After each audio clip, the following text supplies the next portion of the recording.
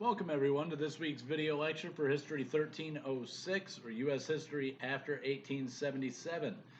So this week's topic is a particularly interesting one in the sense of we're looking at industrialization and the incumbent urbanization that's going to come with it. And then we're also going to be looking at some of the responses to what's going on during this period. So this is often referred to as the Industrial Revolution or the Gilded Age in American history. And the Gilded Age is an interesting name. We kind of have to look at what they mean by that. To mean something that's gilded means that it's wrapped on the exterior in gold. And that's certainly a pretty good analogy for these cities around the turn of the century in the late 1800s and early 1900s. Because when you look at American cities during this time period, from the outside in, they're these big, sparkling, beautiful city centers. They're built up vertically. Things they really look amazing when you stand back and look at these masterpieces of human construction.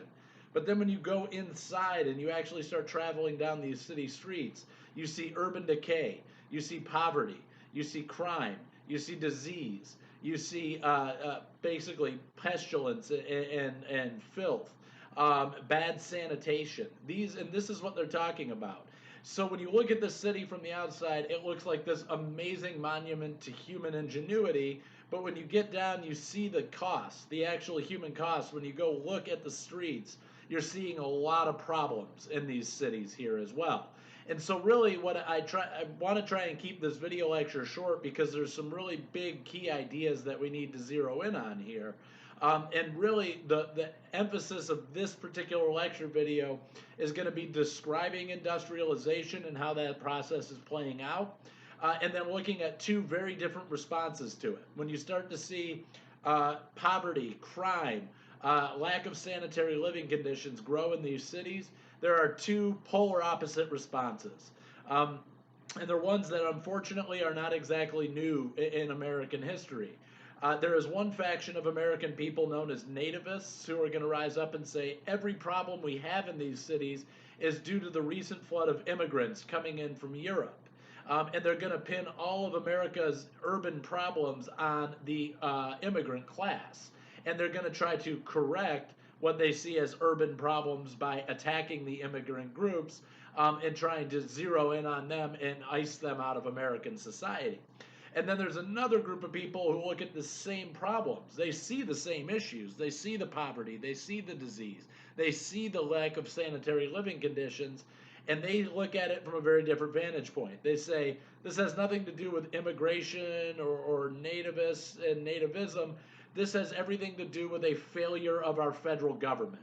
And so these are people known as progressives. They feel that it is the job of the central government to step in and correct these problems wherever they're occurring. And so these are obviously very, very different approaches to the same problem. So, diving into it, we need to take a look at some of the factors that led to America's rapid industrialization. America is really well poised to industrialize when they do for a few different reasons. They already have rapid growing urban centers. People are already coming because of problems in Europe. People are coming to America by the millions and showing up on boats and getting off in these massive cities that are already starting to grow on the East Coast. So in addition to that, you have a massive supply of raw material. America, unlike some of their industrial counterparts in Europe, is not running short on raw material. And then finally, the key that is really going to be coming up again and again in this lecture is the lack of restriction on the growth of businesses. This is a time period in which the federal government did not feel it was their job or their duty to step in to try to regulate industry. Excuse me, allergies. Ultimately, it's those things that are going to build into this industrialization process. Companies are going to be growing by leaps and bounds, unchecked by any regulation, and they have the resources and these massive growing urban centers and a huge laboring force to help them do it. So, there are some other factors to consider here, and that is number one, European nations had already started to industrialize. And so they set an example for the United States. We were able to look and borrow technology from European counterparts. Not everything that that we're seeing in terms of industrial breakthroughs, they're not coming from American inventors per se. Somebody in Europe could create a device that American business owners buy and adapt to their business purposes. And then finally, the U.S. is going to be industrializing. They start a little bit later than nations like England and France and Germany, but they industrialize a lot faster. And that has to do with the fact that most everything we need to industrialize can be found right here on American soil. So ultimately, we do have this element of resource wealth playing a big factor in America's industrialization. So this is mostly happening on the East Coast, but it's the contributions of the whole nation that allow this process to happen. When you look at like the Appalachian mountain ranges, places like Tennessee, Kentucky, West Virginia, they have at that point in time what seems like an unlimited supply of coal, and coal is being used as the fuel to power industrial machinery.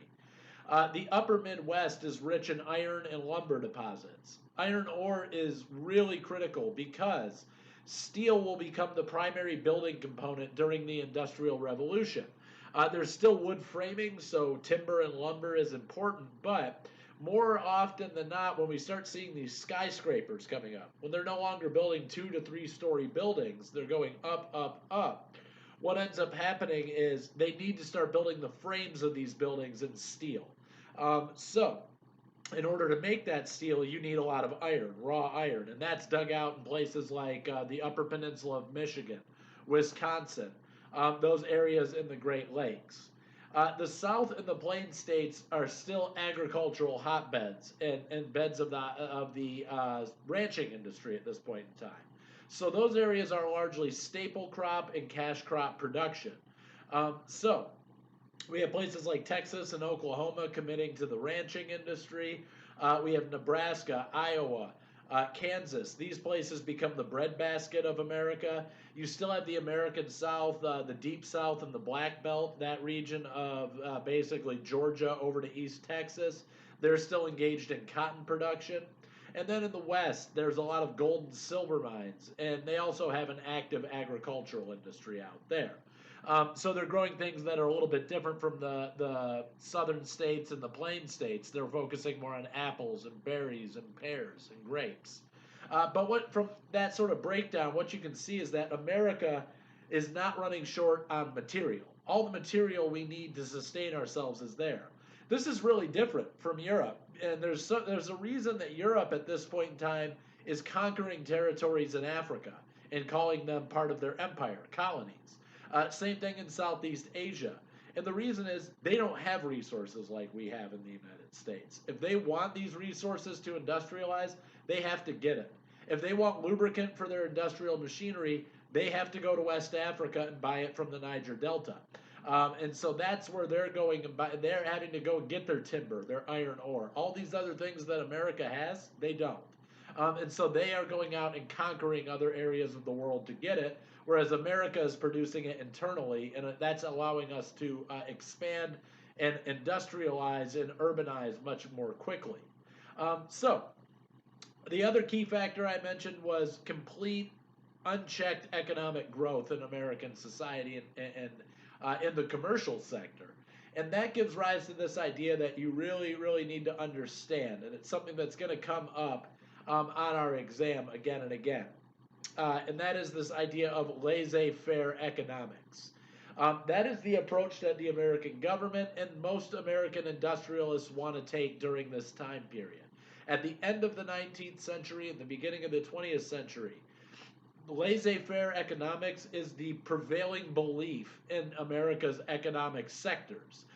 What this means is that the government allows the market. The free market will control the industry, and there should be little to no government involvement whatsoever. So, what that means is the government can't come in and say, the most you can charge for a blazer is $350. If I'm willing to pay $500 for this blazer, then that's what it's worth. The government doesn't get to tell the company who makes it, you can't sell it for any more than that. That's regulation. That's not allowed under laissez-faire government. And America is practicing laissez-faire politics. They want the government to be hands-off. leave industry and leave business alone. The belief is as soon as the government gets involved, the bureaucracy of the government gets involved. And when that gets involved, you have wastefulness, a lack of real efficient models and spending. So that's the way that America's economic model is moving, and that allows for this very rapid industrialization. No one's stepping in and saying, hey, you got to stop working people at 40 hours a week or pay them overtime. No one, there is no OSHA there to say, hey, yeah, that 12-year-old kid you were implying in your coal mine, yeah, he broke his leg and it had to get amputated. You can't just fire him. You have to give him workman's comp. Or, hey, you shouldn't have had a 12-year-old working in the mine in the first place. None of these regulations exist. None of these laws that check this rapid expansion really exist. And so, during this time period, we also see a lot of women and children entering the workforce in great numbers. So women would enter jobs that were traditionally not open to them in the public sphere during the Industrial Revolution. They were working factory jobs too. But it's important again to look at class distinctions. These are not upper class white women on the East Coast who throw cocktail parties. They don't go out and work in factories the next day. This is African American women. These are immigrant women who just got off of boats from Ireland or Europe or Italy or Czechoslovakia. And so there is a definite sort of breakdown in terms of your economic class into who in your family is having to actually be a part of this industrial workforce. So the children of wealthy people attended schools, but the children of the economically disadvantaged were forced into working. They didn't have the luxury of going to school. They had to help feed their families. So kids as young as 10, 11 years old might be working in an industrial plant. They might be in a factory. So between 1880 and 1910, there's another group of people that are contributing to this rapidly growing workforce. We see about 20 million European immigrants are going to cross the Atlantic looking for work in America. Another 25 million had already arrived in the previous 40 years, between 1840 and 1880. So what you're expected to know about this newly arriving immigrant class is that they are not the same types of immigrants who had arrived in previous years. So between 1840 and 1880, the vast majority of immigrants that came from Europe were from Germany and Ireland. So those are two places that the Germans share an ethnic relationship with English speakers, with Anglophones or Anglo-Saxon people. And the Irish share a language with them because the Irish have been colonized by the English. But when we look at this period, when you get to the late 19th century and the early 20th century, we start to see immigration shift away from Northern and Western Europe or Central and Western Europe towards Eastern and Southern Europe. Here we start to see large numbers of Italians, Hungarians, Czech, you have people from Ukraine, people from Russia, and amongst them there are a lot of Jewish people coming because they're facing really, really, really virulent anti-Semitism over in Central and Eastern Europe. Those nations were really in the push. It's not surprising that Nazism is going to be coming up shortly after this. And certainly the type of anti-Semitism that took hold in Germany was not acute or specific to Germany. It was a much wider trend that was going on in Europe. In addition to that, you had the invention of large steam-powered ships early in the 19th century, helped people get across the Atlantic a lot quicker and for less money. And so most people initially are going to settle on the East Coast before they end up breaking off and dispersing elsewhere. The Germans are a good example of that. They don't really want to live in urban centers. They don't want to live in the cities of the East Coast. So they tend to move on to more agrarian and rural areas of the nation. They're going to move on to places like the Midwest. You see a lot of Germans in places like Indianapolis and Detroit and Chicago. In fact, they tend to come south a lot as well. The Germans tend to come down and they're gonna come to places like Houston. They're gonna come to places like the Hill Country in Texas. But the other immigrant groups, they tend to cluster together in the East Coast cities for the most part. They stay in their own little enclaves and sort of cluster together. So in addition to the, I just talked about the invention of the steam engine. That's helping people in the 19th century get across the Atlantic quicker. But there's a couple other key industrial breakthroughs that help revolutionize industry in the late 19th century that we need to pay attention to. I'm really only going to mention two here, and the first is Alexander Graham Bell's invention of a very crude and rudimentary telephone in 1876. This is important because he's going to invent the telephone, then others come along and they perfect it. They start making it more effective. This is going to revolutionize communication. Without rapid communication, you can't invest in industrial breakthroughs. You can't invest in industry. If I don't know if I'm producing something here in the United States, let's just say glass windows that I sell to a less developed island, we'll say down in Jamaica. So I want to sell windows down to Jamaica. Well, I better know what windows are selling for before I commit to producing them, right? I better make sure I know what my market looks like before I invest in it. And so communication, rapid communication, is more important with the growth of industrialism. And the telephone is going to help facilitate that rapid communication. Then the other major breakthrough at the end of the 19th century is Edison's perfection of the incandescent light bulb. He invents a lot of things in his time, but the light bulb changes living and working patterns amongst American people. So the invention of the light bulb is going to make it so that nighttime, when the sun sets, it doesn't end your workday anymore. It used to be when the sun went down, the factories shut down. But now with the incandescent light bulb, you can work 24 hours a day. You can have a day shift and a night shift. Production never really needs to stop. And so what you're seeing is that there are these unintended consequences. This invention, it makes living at night much, much easier for everybody in America. But it also makes people working in an industrial setting, makes their lives miserable. Because now it's not just I get there at 7 in the morning and I work till 8:30 at night. Now I might have to work from 7 in the morning till 4 in the next morning. Your shifts are getting longer. People are having to work more in their life. And that's drawing them away from their family and from their personal lives. So that builds into the next topic we're going to talk about, and that is the actual growth of big business. They're going to be taking a few steps that help them maximize their profit points and maximize their output. But it's also going to be putting them down this slippery path towards monopolies and trusts. And that's going to lead to a rather large backlash from the average American worker.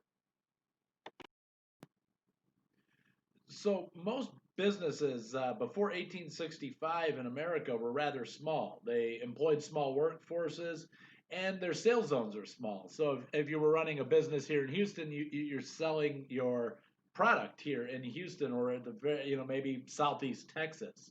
But railroads are going to come along in the mid-century, right? Or as we talked about with westward expansion, they finished the Transcontinental Railroad right around 1869, and so these railroads start to come along, and as they cross the nation, they provide a model for the growth of other large corporations during this time period. And what we're going to start to see is there's this shift. Before 1865, the businesses are small, but afterwards, many American businesses have thousands of employees. They have a continental sales reach, reaching from one coast to the other, and they have highly articulated management tactics. So there are two particular practices that the railroad industries are going to introduce to other large corporations. The first one is the issuance of stocks, and the second one is standardization of your practices. So stocks are they're an old idea, but the way that they're being used in the industrial period here in the United States is relatively new. What stocks are going to do for the railroads is it allows the business to raise money for production. As you can imagine, to build a railroad across the United States is a rather costly endeavor. So you need people to invest in that endeavor. And stocks are a way to get them to do this. People who hold no direct role in the business could profit off of its success. So if you invest in it and you buy stock in it, you're banking on the fact that that company is going to be profitable.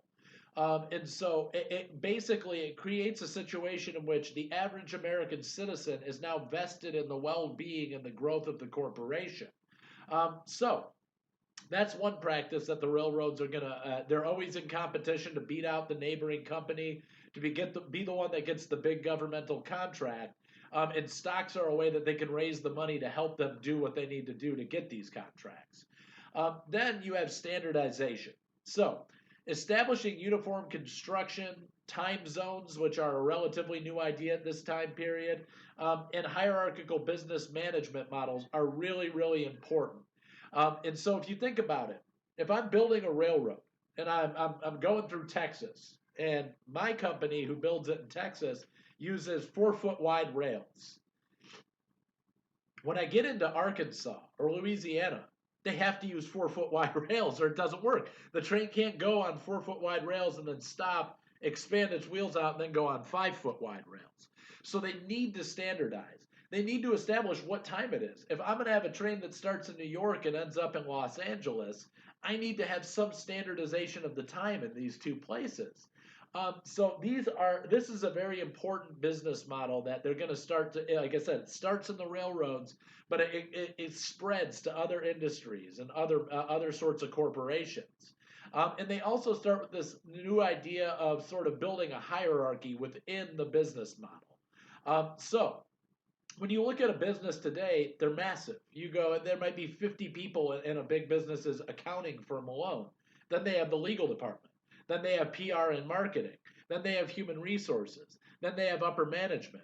And then they have the tech group.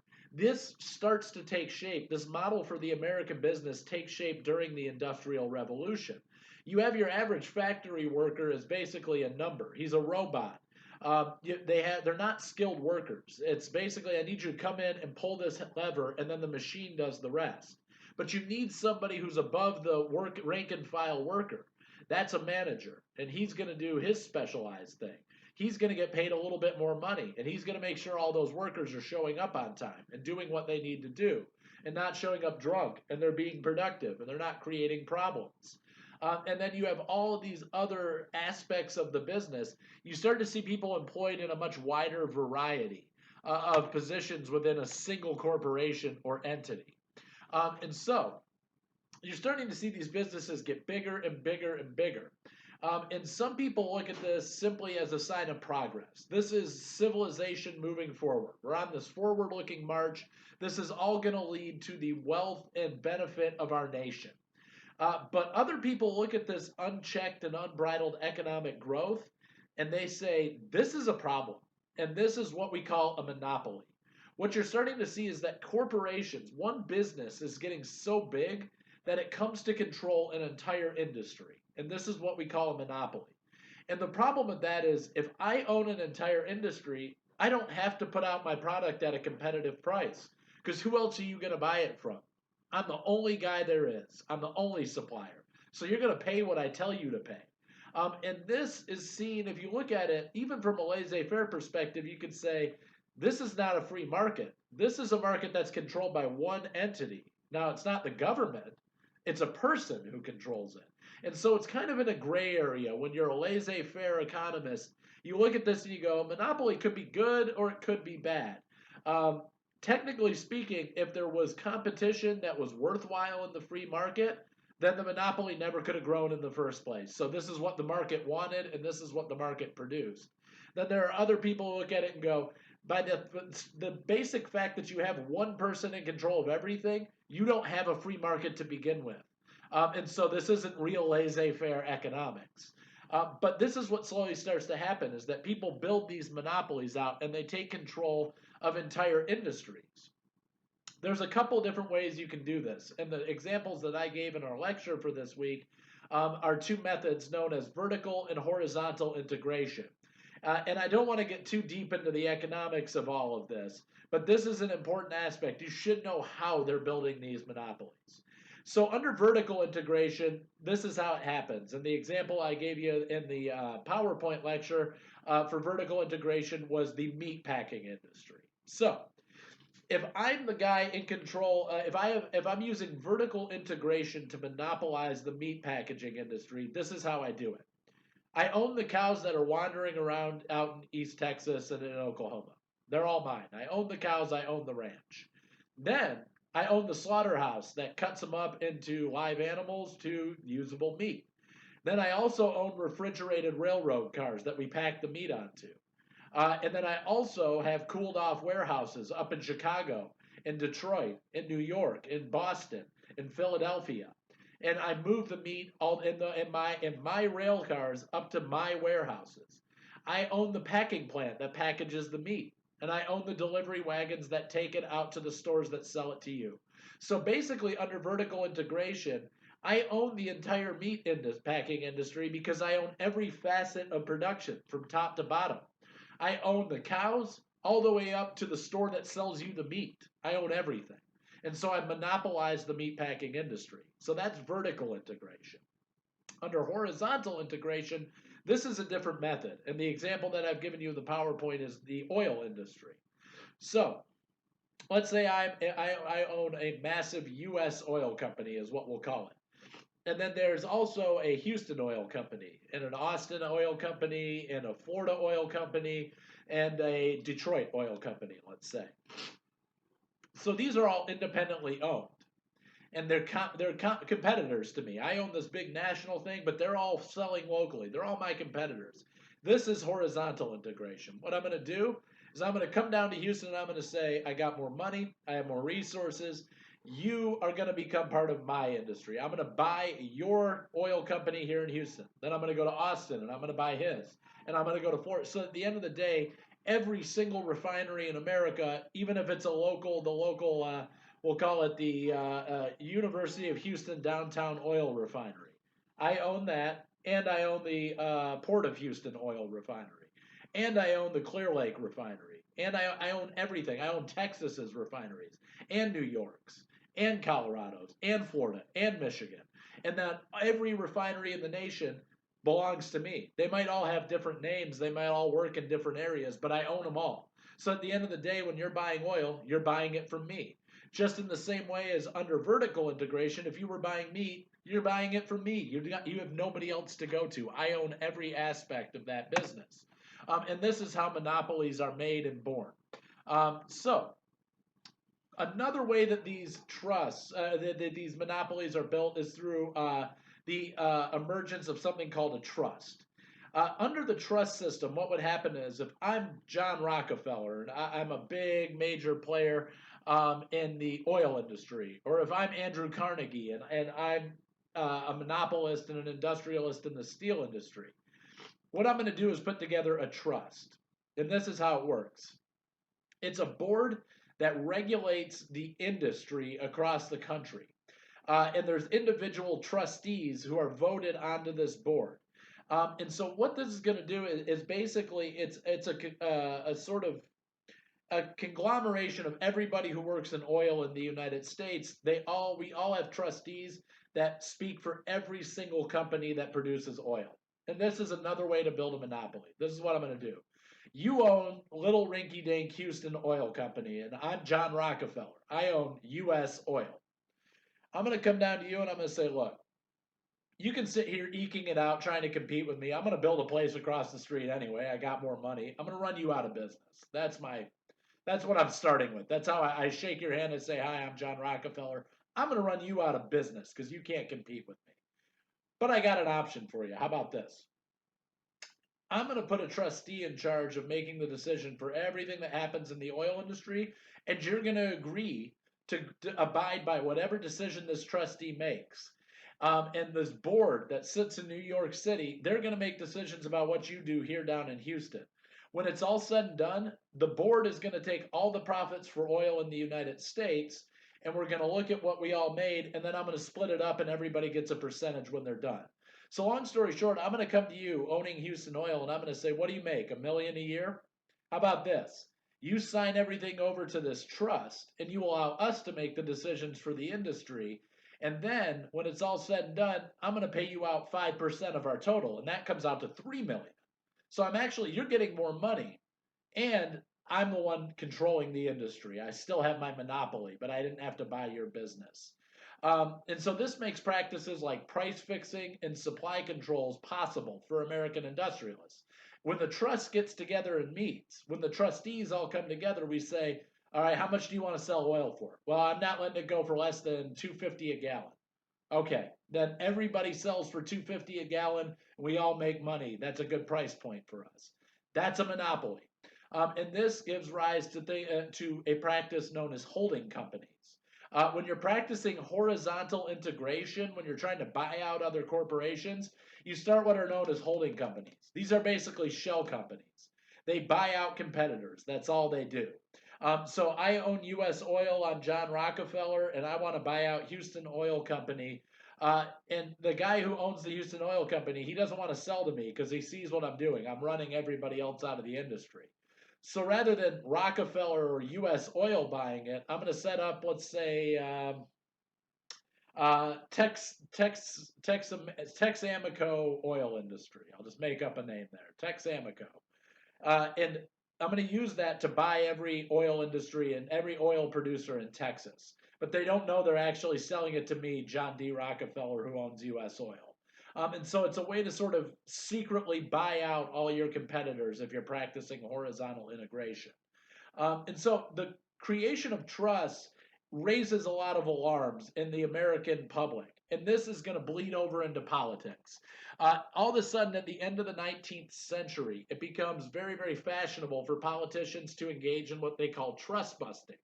They look at these trusts and they say that this isn't right. You're ruining the competitive element of America's economic markets because you're just monopolizing the industry. And so they actually start trying to break these trusts up. Congress will pass the Sherman Antitrust Act in 1890. This is the first piece of legislation aimed at breaking up these trusts and breaking up monopolies in the American economic sector. And so this is important because, as you can imagine, if you believe in the most hardcore expression of laissez-faire politics and laissez-faire economic practices, this is the end of laissez-faire. This is the federal government coming in and saying, you can't put a trust together and monopolize this industry and fix all the prices and put supply controls in place. This shouldn't happen this way. And so ultimately the politicians, it becomes very fashionable and popular to become a trust buster. You're going to go in and break up the trusts, and that's very popular with the American voters of the day. But here's the problem. The Sherman Antitrust Act has no teeth. The people who give money to campaigns, the people who get politicians elected, are industrialists. They're owners of corporations. They are monopolists. They own the monopolies. And so Congress passes this legislation, but nobody's ever really tried under it. And what ends up happening is the American people keep hearing these promises. We're going to break up the trusts. We're going to break up the trusts. And then when the whole thing is said and done, the trusts aren't broken up. And the American people feel that the politicians are lying to them, that they're more on the side of industrialists than they are on the side of the American people. And this is going to give rise to the early expression of workers' unions that we see taking place in the late 19th century. So when we look at, there's a good reason for American laborers to be upset at this time. The industrialists are making millions. They are becoming the wealthiest people in American society. And the American laborer looks at this and he goes, look, I'm living on unlivable wages. I can't feed my family, and I work a 12-hour workday. I live in squalor. I work in horrible conditions that I get treated like crap by my bosses. If I get my arm ripped off by an industrial machine, they're just going to fire me and I'm going to starve to death in the street because nobody wants a one-armed worker. These are the kinds of conditions they're looking at. When we look at every year between 1880 and 1900, 35,000 American workers died on the job. When you look at 2014, not the most recent numbers, but 4,300 workers died every year on the job. So you're going 35,000 and 4,300. And we have, back then, there was a total population of 72 million people. In 2014, it was 318 million. So we had a much bigger working population, but the numbers of injuries and workplace deaths has gone down dramatically. And that's what the unions are all about. They're trying to address these problems. So they're saying, look, there's no opportunity for skilled labor anymore because machines do everything. So there are no skilled laborers getting paid good money for their job. We all have to just go into factories and pull a lever. And so the labor unions come together and start saying, look, you need to pay us more money because we can't feed ourselves. We need set limits on how much we work every week because we're being overworked. We need some protection from, something like workman's comp, something to protect us from on-the-job injury and death, something to pay our families out when we do die on the job, pensions and things like that. So that's what they're starting to fight for at this period of time. You're also seeing child labor going up during this time, and it's rising from 700,000 to 1.7 million in that 20-year period at the end of the 19th century. You have kids as young as 5 or 6 years old working full shifts in dangerous conditions in the American workforce. And what's ironic is that the labor unions are not upset about child labor because you're abusing kids. They're not mad about it for the reasons that we would be saying, what are you doing? You are ruining the life of this 5 or 6 year old kid by making him work like that and putting him in this dangerous and horrible working condition. They don't look at it that way. The unions are saying you need to get rid of child labor because they work for cheaper than grown men. They're out competing us in our industry.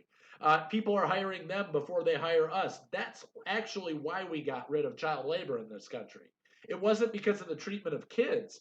It was done to protect the average worker of working age. It was done to protect the common worker, the adult male who would be going out and competing for jobs in this society. So I talk a lot in our PowerPoint lecture about labor unions and the rise of unions. And there's one particular incident I'm going to highlight here. The rest of it I'm going to kind of leave up to the textbook in my PowerPoint. But the Haymarket incident was a big turning point for labor unions and workers' organizations. And I'll just give you the quick and dirty. The Haymarket riot happened in 1886 in Chicago, Illinois. It happened in a place called Haymarket Square.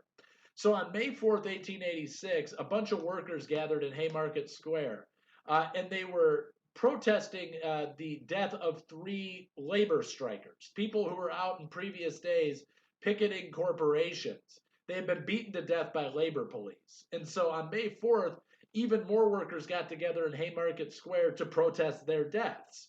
And in the midst of all this protest, there's about 300 policemen out there trying to disperse the crowd. And we're still not sure what happened, but an explosion goes off. And it happens amongst the policemen. So they think that it was something that was planted by the labor unions or the work strikers. And then all hell breaks loose. At the end of the day, 4 strikers are dead, 7 policemen were killed. And when the media looks at this event, they take a very particular stance. They look at they call this the Haymarket riot. And they immediately start looking at the labor organizers as lawless renegades, bloodthirsty killers, a bunch of basically malcontents who they have no respect for law, order, and society. And what this does is it creates an opening in American society. Labor unions were becoming very, very prominent. Worker organization was becoming a major key issue at this time. And then all of a sudden, Haymarket comes along and worker unions just die. The unions are going to go away for a very long time. They were starting to become very well organized, but public sentiment turns against work organizations. They're seen as anarchists. They're seen as socialists, which at this point in American history, socialism is a dirty word. To be called a socialist is like being called, they lump it together with anarchists. You don't want law and order. You don't want a society. You don't want a government. You want to burn the whole thing to the ground. That's what they see socialists as. And so they're all viewed in this light because the American media sees them in this light. And the workers' unions are the ones that are going to suffer. They never really regain that strength until after the turn of the 20th century. So there are a few more key issues. I do want to keep this lecture video brief because what I really want you to zero in on is the big ideas. And so there's obviously a lot of problems. Poverty, poor working conditions, poor living conditions, urban crime. These things are all happening in the cities of America. And there's a couple different ways you can look at this. And it sort of depends on your vantage point. And it ties back into a notion they call social Darwinism. So Darwin came along in the mid-1800s, and he writes this book, The Origins of Species. And this gives rise to this idea of the field of evolution. And it also gives rise to this concept known as natural selection, the survival of the fittest. The organisms best adapted to survive are going to be the ones that outcompete their peers, and they move forward and contribute to the gene pool for evolution. But a lot of people in the Western world, they seize upon Darwin's ideas to push social agendas. They take it outside the realm of biology and evolution. And they start looking at this and creating new ideas. One of them is eugenics. Eugenics is a really, really, really messed up pseudoscience. It's a field of study that emphasizes the evolutionary supremacy of Europeans and Caucasians. And it seeks to explain why those races are superior to other races. And so this will give rise to a number of subfields in American medicine and science, like phrenology, studying the shape and size of skulls, to look at evolutionary biology. Long story short, this isn't science. Science says, I'm going to look and test first and then come up with a hypothesis. I'm going to come up with a hypothesis and then I'm going to test for it and see if those results play out.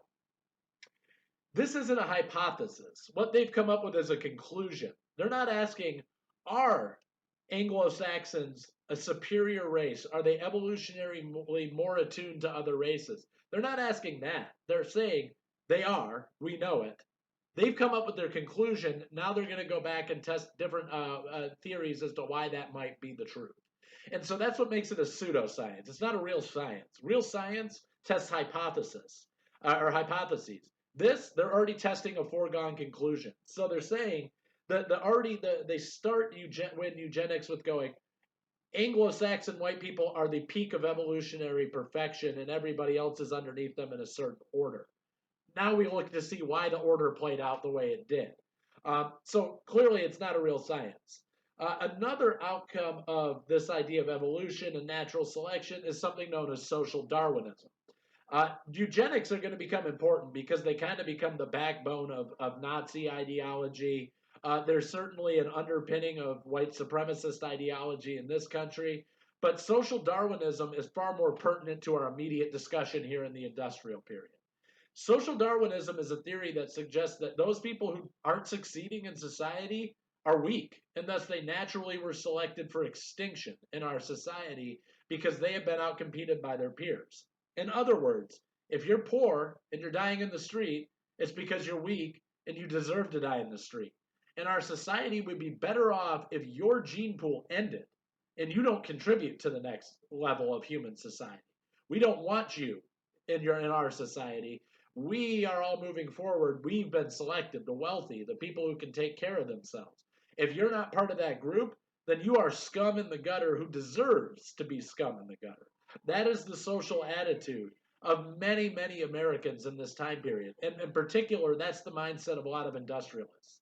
Why should you make millions and then your workers die in poverty? Because I'm great. I outcompeted my peers. I was smarter, I had more resources, and then I was able to use those resources in order to take a risk, and now I get all the reward. And that's how they see it. That's what makes me evolutionarily better than my workers. That's how they feel about themselves. I'm almost of a different species. I own the factory. My workers are all basically just bees. They're robots, like I said before. That's the way they look at them. I point and shoot. I tell them what to do. I make things happen. I give them a job. If it weren't for my industriousness, they don't work and they have nothing. You want to see poverty? That's poverty. And so that's how the industrialists approach this. And this is their mindset and their belief system. It is important to understand this because the progressives challenge this viewpoint. They come along and say, just because somebody's poor doesn't mean they're bad people or they don't deserve that they're not fit for society. They don't deserve to live. It just means that their circumstances are a lot different from what you were born into. And we if we want to be a decent and enlightened society, it's our job as a society to pull those people forward and get them on their feet. So that's a really, really important idea there. That you're kind of getting your grasp on this idea of social Darwinism because it is the way that a lot of people worked during this time period. So progressivism, there's two basic responses to what we see, and this is where I'm going to wrap things up with my discussion of these two responses. And there's a lot of, one is nativism and there's progressivism. So the Industrial Revolution's happening. Urbanization is happening. It's playing out. And so there are problems. Obviously, we look at, they call it the Gilded Age for a reason. On the outside, it's wrapped in gold. When you get inside, it's rotten, it's filthy, it's disgusting, and it's awful. And so there's obviously problems that need to be addressed in American cities at this point. And so what happens is there's two different ways of thinking about it. There is the nativist way of thinking about these problems and the progressivist way of thinking about these problems. To put this really simply, the nativists look at everything that's happening in America and they say, this is the result of unbridled immigration.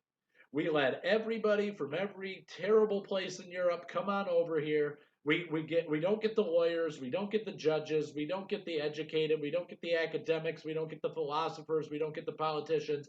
I get the unskilled worker. That's who gets on a boat and comes to the United States.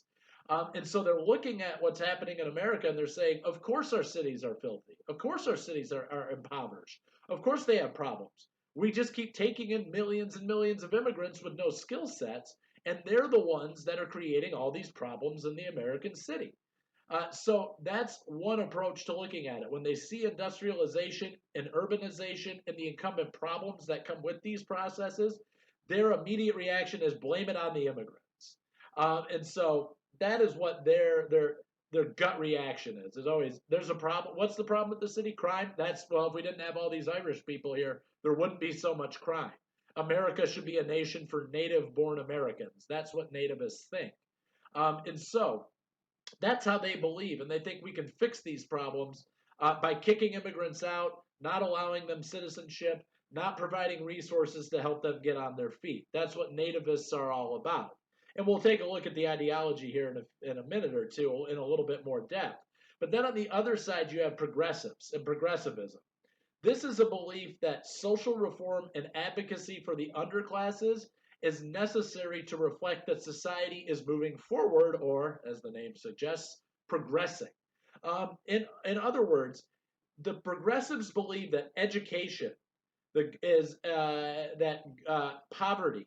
This is all issues for public policy, crime.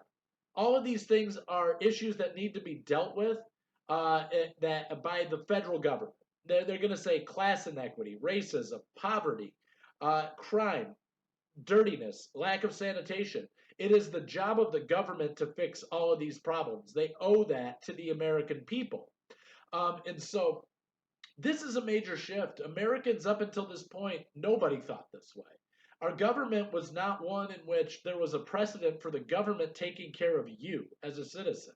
You took care of yourself or you died in poverty on the street. Those were your options. So the notion that we would come up with something like social welfare, the notion that we would try to put money to help immigrants learn English so they could get into the workforce, these are the things that progressives are pushing. They're pushing these ideas that would say we need to be helping the urban poor. We need to be helping immigrants, women, child laborers, African Americans, all these people in a position of disadvantage. It is our job as economic elites and as the political elites to pick them up and drag them forward. Otherwise, we are a stagnant, not a progressive society. We aren't moving forward. We aren't really fixing these problems until we address them. In the lecture, I kind of go through some other key ideas like the political machine and the sort of living conditions that people are being subjected to during this time period. It's of particular importance that you pay attention to democratic politics in Tammany Hall in New York at the end of the 19th century. That's definitely testable material. But I do want to zero in a little bit more on this idea of nativism because I think there's a lot of resonance. This is not an old idea, it's not an outdated idea, and it's not an idea that's necessarily gone away in American society. So nativist impulses really start to surge during the Industrial Revolution. And as I've already mentioned, nativists see all the problems of America's cities as being the direct result of this influx of new urban immigrants, particularly those coming from Southern and Eastern Europe. Really, nativism at its core is the belief that your nation is simply for native-born people. In other words, America is a nation for people born in America, English speakers born in America. That's who America is for. Anybody else is not welcome here. They're not fit. They shouldn't be here, and there's not enough resources for them here. And that's the attitude of nativists at this time period. And really, what you're seeing is that the new immigrant groups that are coming, they are far more offensive to the sensibility of nativists than past immigrant groups. Germans were the ones that came here were not necessarily the least educated of German society. Many of them had acquired very quickly a functional knowledge of English and started adapting very quickly to English cultures. And sort of norms and worldviews and things like that. They fit in very neatly. That's not to say they didn't face prejudice. In fact, we're going to be looking at the real rise in anti-German sentiment starts to happen around World War I, as you can imagine. But the Irish, the other group of people coming, they were really disliked. They were seen as subhumans in the mid to late 19th century. They're seen as not even real Caucasians, even though they're coming from Europe. They're seen as subhuman, basically sort of the byproduct of Caucasians and Africans interbreeding, is the eugenics-based idea of what Celts are. And so they faced a lot of prejudice, but there is that element of they're English speakers. They spoke English before they even got here. The new groups showing up are Italians. They don't speak English. Hungarians, Czechs, Ukrainians, Russians. They have different languages, different customs, different habits, different belief systems. And this tended to be something that offended the native-born Americans. And so this is something that you're seeing is not just people coming, and that's not always the problem. Who's coming and what they're bringing with them is part of the issue as well. And so you start to see groups like the American Protective Association emerge. They want to put restrictions on immigration. And the U.S. is going to ultimately kind of cave to this pressure when they passed the Chinese Exclusion Act of 1882, barring Chinese immigrants from the United States. But you're going to start to see that a lot of the nativists start to gain a lot of political clout during this time period. They start taking over Congress. They start taking over state legislatures. A governor of any particular state might be a nativist. And so the nativists push a lot of different type of propaganda during this time period. Really, it's something that we don't talk a lot about today because to us, Christianity is Christianity is Christianity. But the difference between Catholicism and Protestantism was a big deal. And most of the newly arrived immigrants were Catholics or they weren't Christians at all. They were Jewish people. And so religion starts to become a big part of nativist propaganda. The attitude here is that Catholics can't be good citizens. They're unfit to be citizens of your country. They answer to Rome. They don't answer to the President of the United States of America. And so you can't trust them to be real citizens of your nation because the minute the Pope in Rome gives a conflicting declaration from the government of the U.S., they're going to follow the Pope in Rome. And so Catholics are never well liked, and the vast majority of the people showing up are Catholics. There are other bits of nativist propaganda. They look at the Germans and the Irish and these other groups and they say, look, these are the undesirables. We're getting, when Italy sends a bunch of immigrants over, they're sending us their underclass, their unskilled laborers, the people we don't want.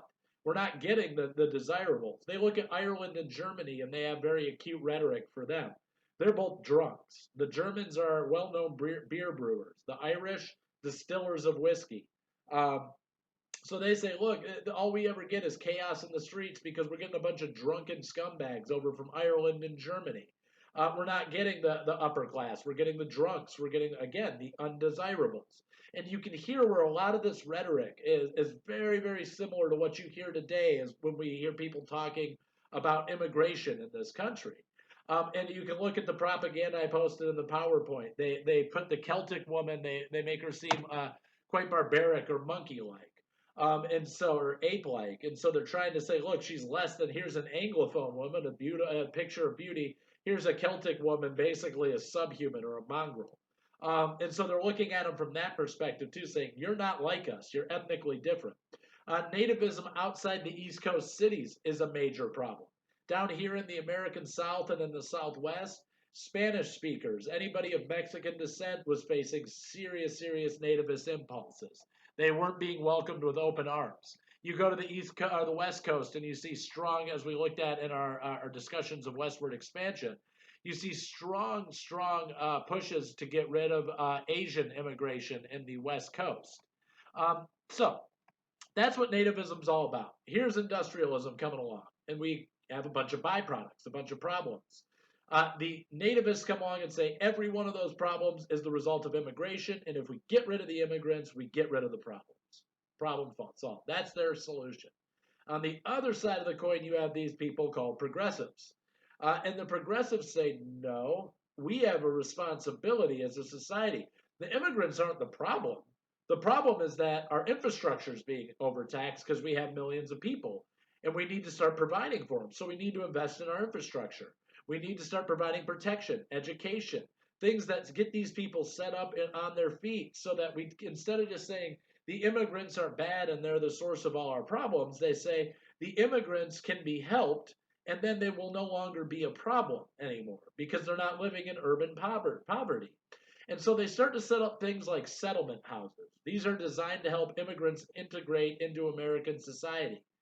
They instituted professional police and fire forces. They start passing tougher building codes, improving sanitation infrastructure, waste removal, clean drinking water, street cleaning.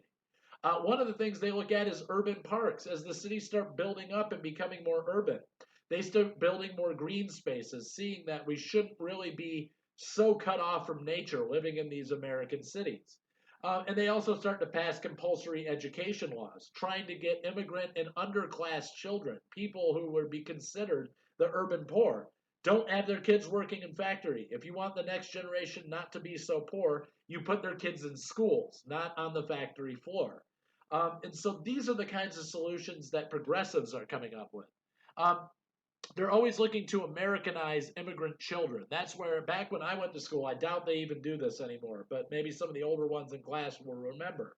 When I was in school, we stood up every day and did the Pledge of Allegiance. This was instituted during this time period, and it wasn't for American-born people. It was for native-born, or foreign-born people to get more of a sense of pride and stake holding within the United States. This is where American schools started doing that. You get up and you pledge allegiance to show, I'm not beholden to Germany anymore. I don't care about Ireland or Italy or Ukraine or Russia. I'm an American now, and I pledge my allegiance to that flag. And so that is what that's all about. That's part of getting these immigrants integrated, getting the urban poor on their feet, not just saying, well, they deserve to be poor and die in the streets because they can't compete with the rest of us. You say, well, why are they in such horrible living conditions? Because they don't have running water.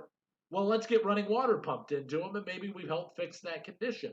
And so they're looking at it from that vantage point, trying to fix these more practical problems. And actually, progressivism becomes, at this point in time, today, we tend to associate it with one particular party. It's a partisan idea. But progressivism at this point in time in American politics is not Republican or Democratic. It's adopted by people on both sides of the aisle. In fact, we have a time period in the early 19 teens, basically starting with Theodore Roosevelt in 1901. He's the first progressive president, really. We consider him to be progressive. Even though he ran as a Republican, he is going to start enacting progressive policies. Even though he's wealthy, he's going to say it's our job to help the poor. Even though he's not an immigrant, he's from an old money family in New York, he's saying it's our job to help these people get on their feet when they arrive in this country. It's our job to make inroads with the African American community and help get them uplifted. So he's going to be the president from 1901 to 1909. In 1912, his political ward, the guy who worked immediately underneath him, his mentee, William Taft, is going to take over the Republican Party nomination in 1912. Well, Roosevelt actually invents a new political party at this point known as the Progressive Party, and he becomes their new chairman. Now, as a progressive, Roosevelt always said what we need to do is get an alliance between the industrialists and the politicians. We need to go in and root that problem out. We got to stop taking money from industrialists as politicians. And so, as a progressive candidate, he tries to break up this relationship between big money corporations and politics and appeal more to the common worker. Now, Roosevelt's Progressive Party is going to fizzle out. He's going to lose the 1912 election. But a lot of the progressive policies are going to be carried on by the Republican William Howard Taft. Then, after him, the Democrat Woodrow Wilson. So, what we look at is the years between 1910 and 1920 are progressive because the federal government is enacting policies to change the way that American society works. It's all about social reform. So when we think about the things that are happening during this time period, one of the key ones is you're going to see women's voting becomes women's suffrage is one of the things that comes as a result of these progressive presidents and progressive ideologies. There's a lot of discussion about what's happening with the African American community during the progressive era. In my lecture, I talked about the key difference between two black progressives and intellectuals with two very different ideas about how to uplift the African American community. You have Du Bois on one side, who is coming from a wealthier East Coast family, never lived through slavery. He says what we need to do is have the most talent, and you can see their personal influences in this. This is a rich guy, and when you compare him to other African Americans of the time period, he is not average. He is exceptional. He is amongst what he would call the talented 10. And what Du Bois believes is that the really, really, really experienced, educated, well off, the best of black American culture should rise to the top and demand immediate integration into the political auspices of American society. In other words, change will happen through immediate political integration. We need black politicians fighting for black causes, or at least white politicians fighting for black causes. And that's what Du Bois is all about. He is in conflict with one of his colleagues, Booker T. Washington. And that's because Washington's a different guy. Washington's from the South. He grew up in slavery. He was born on a plantation, and he's kind of a rags to riches story. He worked his way up to become the intellectual that he was at the end of his life, the social sort of advocate that he was at the end of his life. And so when Washington looks at America in the early 20th century and race relations, he says, look, I've seen what happens when you enact policy in Washington and you enforce it on the rest of the nation. You get white anger and backlash. He saw what happened during the Reconstruction era, the violence against black families in the American South. And he says, you think you're just going to go and overnight, bam, there's equality in America. We're part of the political class now. You're out of your mind, Du Bois. That's not going to work. Here's how we empower the black community. We start our own businesses and we work within our own society. We lift ourselves up. We don't need the talented 10. We need an innate community to come together. Black patrons going to black-owned businesses and spending black money in black establishments, keeping our money within our community. That's how we're going to lift ourselves up. Getting economic equality first, and then we'll worry about political integration later. Because politics means nothing if you don't have the money to back it up. That's how Washington feels. So you can see that even amongst the progressives, there's a lot of discord about how you get these policies to work. Who should really be footing the bill? Is it local or state or federal government? But this idea of progressivism is now in the American political psyche from this point forward. And it addresses a lot of different things that are happening during this time period. So that's where I'm going to wrap up my lecture for this week. If you have any questions, comments, or concerns, please feel free to reach out. I'm always available by email. Thanks.